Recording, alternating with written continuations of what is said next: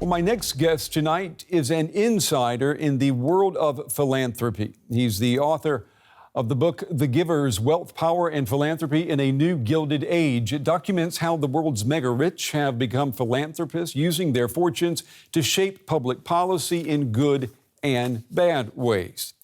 David Callahan is also founder of the website Inside Philanthropy. He joins me tonight from Santa Monica in California. David, it's good to have you on the program.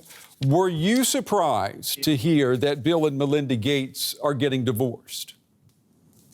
I was very surprised. This has been a very tight partnership for the last 27 years and a tight partnership in philanthropy for the last 20 years as they piloted the creation of the world's biggest foundation, which now gives out $5 billion a year. So yeah, big shocker in the world of philanthropy. Yeah, in the philanthropic world, they are the power couple. How significant is their divorce going to be for the world of philanthropy? Everybody's talking about it in those philanthropic circles. I think what we don't know is whether Melinda Gates goes off and creates her own foundation. If she does get a substantial divorce settlement, you could imagine her continuing to work through the Gates Foundation while also doing her own thing. And that would be big news to have suddenly a massive multi-billion-dollar donor come onto the scene. And we know what issues she cares about most, which is gender equity, women's empowerment. Let me talk a little bit about what their foundation has done, particularly the crowning achievement last year and this year is the creation of COVAX, which we know is the UN-run scheme that is supposed to provide coronavirus vaccines to the world's poorer countries. Would COVAX exist if Bill and Melinda Gates had not thrown their support behind it? It's hard to know. What we do know is that no philanthropist has worked harder or given more money to deal with COVID-19 than the Gateses. I mean, the foundation has put $1.75 billion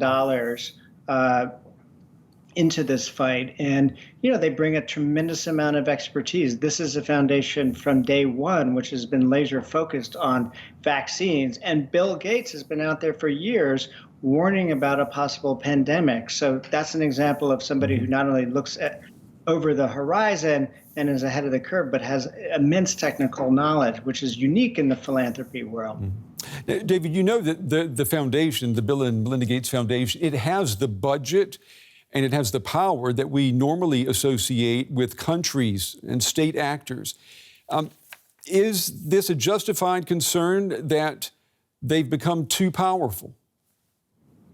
Well, it is. It's a very troubling dynamic that we have billionaires who, I mean, who's Bill Gates? He was a guy good at writing software code, right? And now he and Melinda have had control over resources comparable to national governments on world health. And here in the United States, a huge influence over public education, which is a democratic institution. So there's been a lot of pushback to the Gates Foundation and their power for years.